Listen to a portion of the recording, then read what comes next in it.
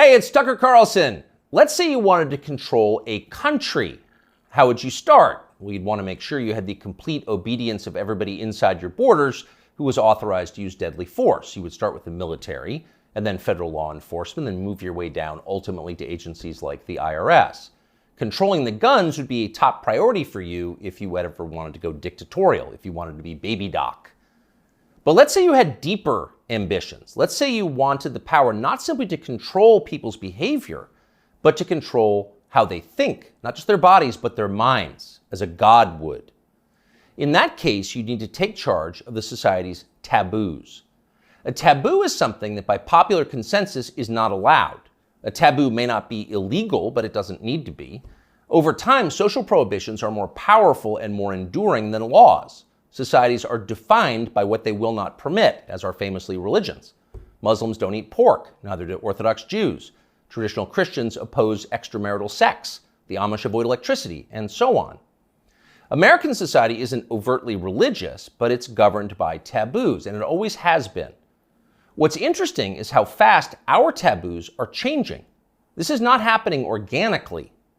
What we're allowed to dislike is being dictated to us from above, sometimes by force. Until fairly recently, for example, it was taboo in this country to attack people on the basis of their race. That was the main lesson of the Second World War, we were told again and again. The one thing we learned from the Nazis is that it's dangerous to reduce human beings to their genetic code. There is no master race. That made sense, but apparently we no longer believe it. Punishing people based on their skin color is not only permitted in modern America, it is mandatory throughout business and government and higher education, as long as the victims are white. At one time, that would have been unimaginable. So with the current behavior of our politicians. As recently as the 1992 presidential campaign, adultery was considered disqualifying for anyone seeking higher office. Bill Clinton was very nearly derailed in the New Hampshire primary by his affair with Jennifer Flowers. Clinton went to elaborate lengths to lie about the relationship because he had no choice. But he was the last presidential candidate who had to meet this standard. By 2008, it was obvious to anybody who was paying attention that Barack Obama had a strange and highly creepy personal life. Yet nobody ever asked him about it.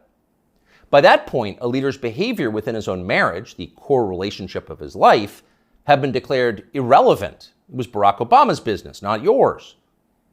One by one, with increasing speed, our old taboos have been struck down.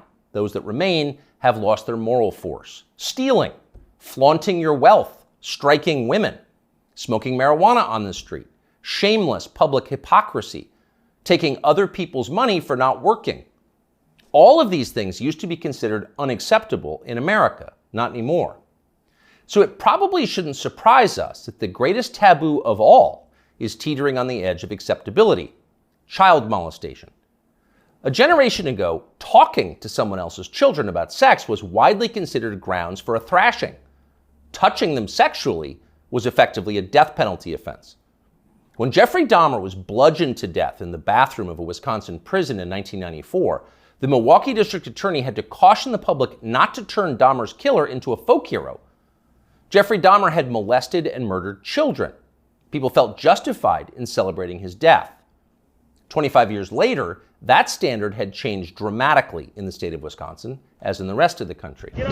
In the summer of 2020, during the BLM riots in Kenosha, 17-year-old Kyle Rittenhouse defended his life from a convicted child molester called Joseph Rosenbaum. Rosenbaum was trying to kill Rittenhouse, so Rittenhouse shot him in self-defense.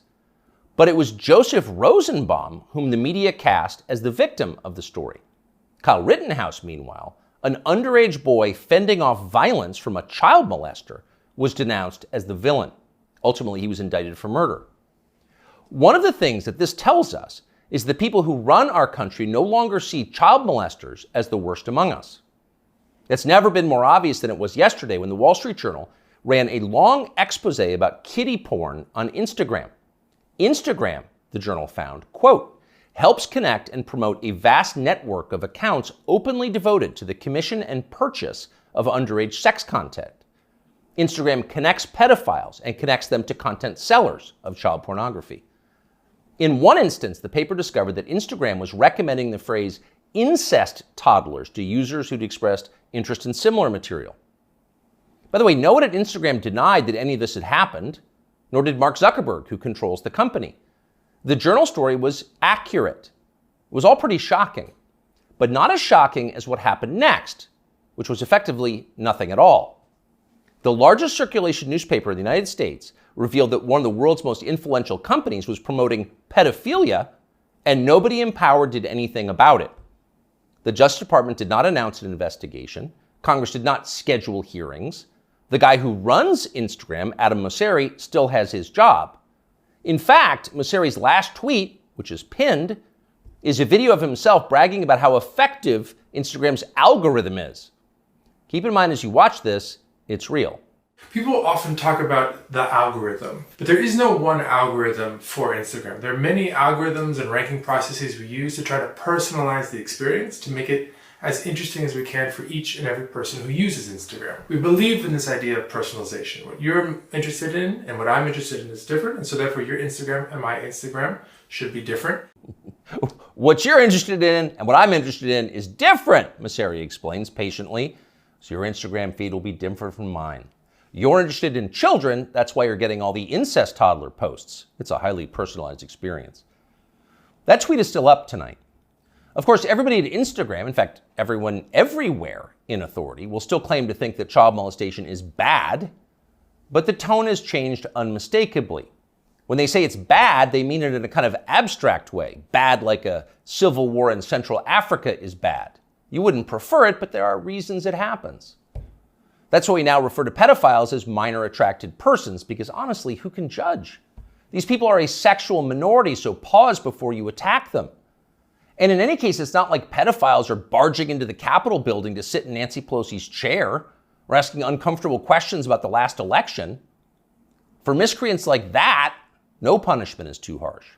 So far this month, the FBI's Washington field office has issued 11 press releases.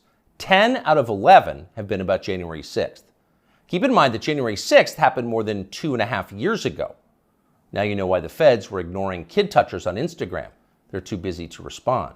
They've got much more important things to do, like finding white supremacists. White supremacists are America's new child molesters. We've got zero tolerance for white supremacists because no one threatens the life of this country more than they do. Here's Joe Biden once again making that very clear last month. To stand up against the poison of white supremacy, as I did my inaugural address, to single out as the most dangerous terrorist threat to our homeland is white supremacy.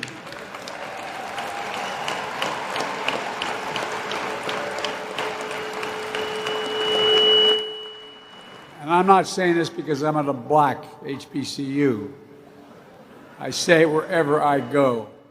Pardon the feedback, but you heard the point. White supremacy is the most dangerous threat to the American homeland. Joe Biden just told us that. It's more dangerous than the threat of nuclear war with Russia. It's more dangerous than the threat of the Mexican drug cartels, who've already killed hundreds of thousands of Americans and are now in control of swaths of our southwestern states. White supremacy is that bad, Joe Biden says. In fact, it's worse. But what is it? That's the question. Can anyone in authority actually define white supremacy? What is it? Is white supremacy liking white people too much? If so, that's going to put those of us with white children in a pretty tough spot. Or is white supremacy something much more obviously bad, like trying to expel all non-whites from America and creating some kind of ethno-state? If that's Joe Biden's definition, what exactly is the scope of this threat? How many people are currently working on this American white ethno-state project? And what are the chances they're going to pull it off? Our guess is not very many and precisely zero. But we can't say for sure because no one has showed us the numbers. These are not rhetorical questions. When the President of the United States describes something as the worst possible crime Americans can commit, you have a right to know what that crime is. You used to have that right. Under our pre-revolutionary legal code before George Floyd, questions like these were easy to answer. A crime was defined as something that an elected legislature had explicitly banned, usually an act that hurt somebody else. In America, crimes were described precisely with words in English and then preserved in books, which you could read yourself. If you ever wondered whether you were committing a crime, you could just look it up. You could know for sure whether you were a criminal. Now you can't. And needless to say, that's the point. The point of the exercise is to keep you off balance, to keep you afraid. When no one's willing to define the offense, you can't be sure whether or not you're committing it. You could be accused at any time and everything you have taken from you. You live in fear. Remember this guy? Emmanuel Cafferty was driving near a Black Lives Matter protest in Poway in his SDG&E truck when he says he noticed somebody following him and trying to get his attention. Later, that person posted a picture of him making what some believed is a white supremacy symbol on Twitter. Cafferty says he had no idea about any white power symbols and was just cracking his knuckles outside his window when the picture was taken of him. Later that day, he says he was notified by SDG&E that he would be suspended pending an investigation, and a few days later, he was fired. What that man did was so offensive, as you just saw, that local news had to blur the photograph of his hand. He was fired from his job. His life was destroyed for cracking his knuckles. He didn't know cracking his knuckles was racist, in his defense, but then nobody did until the day that poor Emmanuel Cafferty was unwise enough to crack them. When a crime has no definition, anyone can be guilty of it. It's hard to relax in a country like that. The old system was better. Government operated on the basis of laws, not amorphous moral terror. Politicians couldn't accuse you of something they couldn't define. The legal code was straightforward. Child molestation was a crime. Having unfashionable opinions was not. Outside of the public sphere, the population mostly governed itself, as it does in every society, and used taboos to do it. You knew what was allowed and what wasn't because the rules didn't change very often. The taboos were organic. They derived from collective experience and instinct, the two most reliable guides to life. They evolved for a reason. They still do. Our job at this point is to protect them, despite the hectoring, the nonstop hectoring from the people in charge. You know the outlines of right and wrong. You were born knowing them. So don't let them talk you out of what you can smell. Don't let them rationalize away your intuitive moral sense. Cling to your taboos like your life depends on them, because it does. Cherish and protect them like family heirlooms. That's exactly what they are.